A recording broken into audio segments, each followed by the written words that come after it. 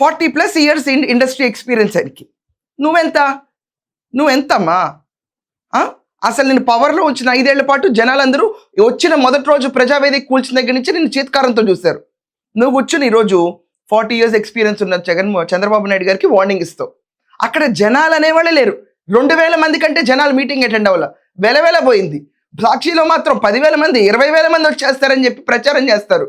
జగన్మోహన్ రెడ్డి వెళ్తా ఈ స్పీచ్ ఇచ్చాడు, ఆ పంచ్ ఇచ్చాడు అని చెప్తారు. ఏమీ లేదండి అక్కడ. చంద్రబాబు నాయుడు గారికి వార్నింగ్ ఇవ్వటం, 3 ఏళ్ళు ఎలా గడిచిపోతాయని చెప్పటం, దాని తర్వాత వచ్చిన వాళ్ళందరినీ తరివి కొడతాం, మా పదవి వచ్చిన తర్వాత అంటాం, ప్రజల్లో ఒక భయాన్ని తవ్వకుండా దాని తర్వాత పెట్టుబడిదారులకి ఒక రకమైన ఫియర్ సైకోసిస్ క్రియేట్ చేద్దామని విపరీతంగా ట్రై చేస్తున్నాడు.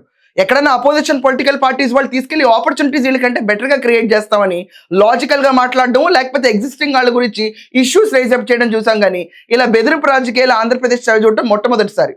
జంగల్ రాజ్ అంటేనే ఇలాగే ఉంటుంది. ఆ జంగల్ రాజ్ నేనేని ప్రూవ్ చేసుకుంటున్నాడు జగన్మోహన్ రెడ్డి ప్రతిసారి.